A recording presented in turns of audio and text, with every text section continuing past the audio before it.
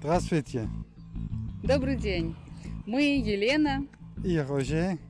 хотим предоставить вам серию наших фильмов о Королевстве Нидерландов. И мы очень надеемся, что они вам понравятся. Приятного просмотра!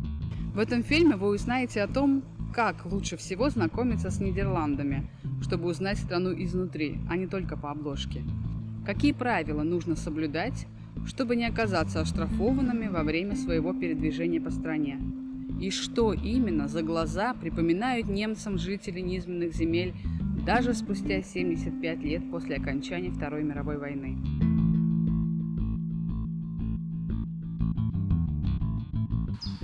Чтобы действительно хорошо познакомиться с Нидерландами, недостаточно побывать в музеях и погулять в городах. Самое важное, на мой взгляд, это взять велосипед и поехать по полям и весям, потому что на самом деле там ты действительно знакомишься со страной, с ее разнообразием.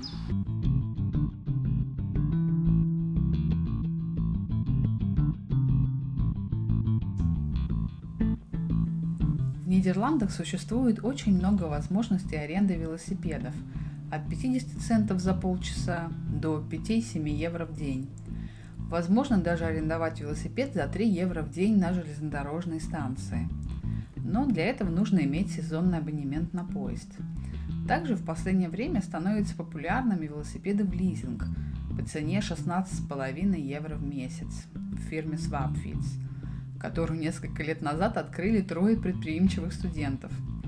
Такая аренда удобна тем, что владельцу такого велосипеда не нужно заботиться о ремонте своего железного коня, так как это входит в месячную плату.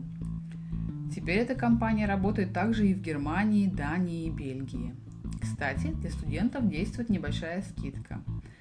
А если вы арендовали велосипед меньше, чем на полгода, то с вас возьмут своеобразную неустойку в размере 15 евро.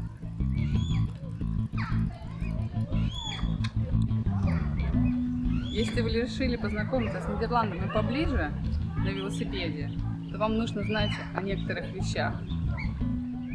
Нидерланды – это настоящий рай для велосипедистов.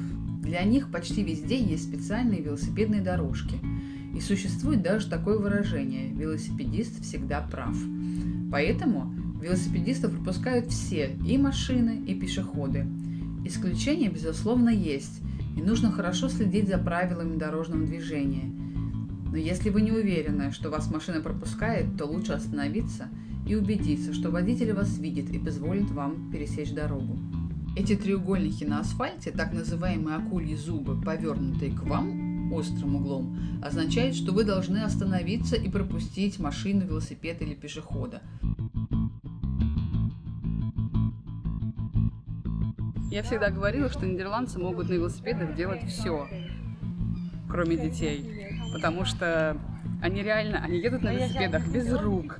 В одной руке у них напиток, в другой телефон или бутерброд, и они спокойно могут ездить. У меня не получается отпустить мой руль на пару секунд. Вот. Но с 2019 года запретили держать телефон в руках во время езды на велосипеде. Если вы хотите слушать музыку или поговорить с кем-то, или вы слушаете свою навигацию, то вам понадобятся наушники и вот такой держатель для телефона. Иначе нужно телефон убирать в карман или в велосипедную сумку, которая здесь тоже необходима, если ты здесь живешь, и смотреть в телефон на навигацию только когда останавливаешься. Иначе будет штраф 90 евро, если вы не последуете этим правилам.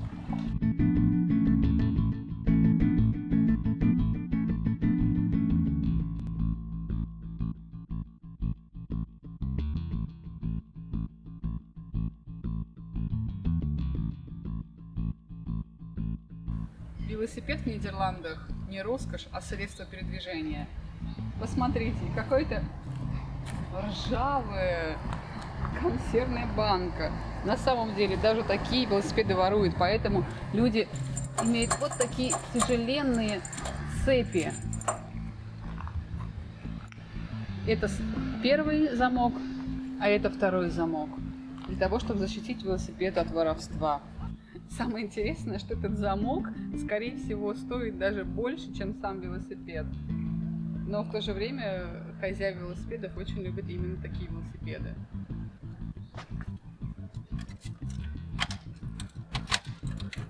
Рожей забыл сегодня свою цепь, поэтому мы не можем вдвоем уходить от велосипедов.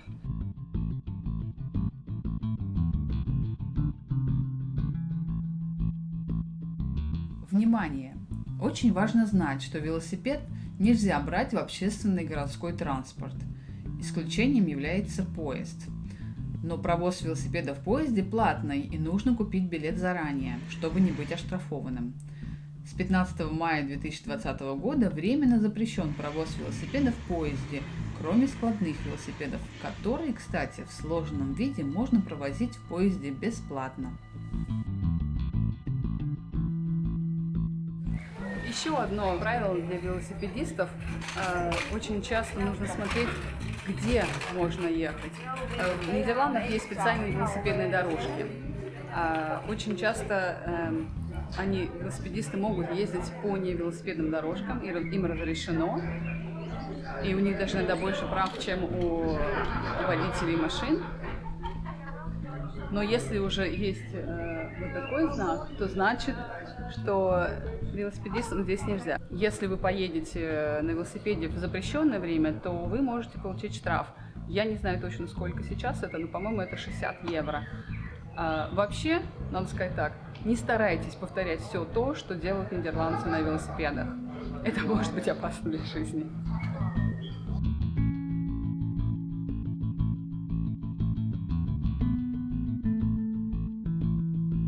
Мы обнаружили эту выставку, посвященную 75-летию освобождения Нидерландов от фашистских захватчиков. И не хочется обойти эту фотографию стороной и рассказать о том, что, опять же, как мы сегодня говорили про велосипеды, хочется рассказать, что насколько велосипеды важны для нидерландцев, но и во время войны велосипеды сыграли важную роль. Во-первых, во время войны все велосипеды прятали от немцев, потому что немцы их забирали и отправляли все металлическое в Германию, чтобы делать бомбы, танки и оружие. На этой фотографии мы видим, как 5 мая 1945 года немцы собрались, чтобы покинуть страну, уехать домой на ворованных велосипедах. И то, что мы видим на багажниках, еда или что-то, вещи какие-то, это, естественно, тоже все уже сворованное. И поэтому есть такое выражение, которое можно услышать, когда нидерландцы говорят немцам: Please give us back our bikes. Дай мой велосипед назад. Это как бы известное выражение, потому что во время войны все велосипеды воровались. И только после войны люди смогли спокойно достать свои велосипеды и начать использовать их, не боясь, что его украдут.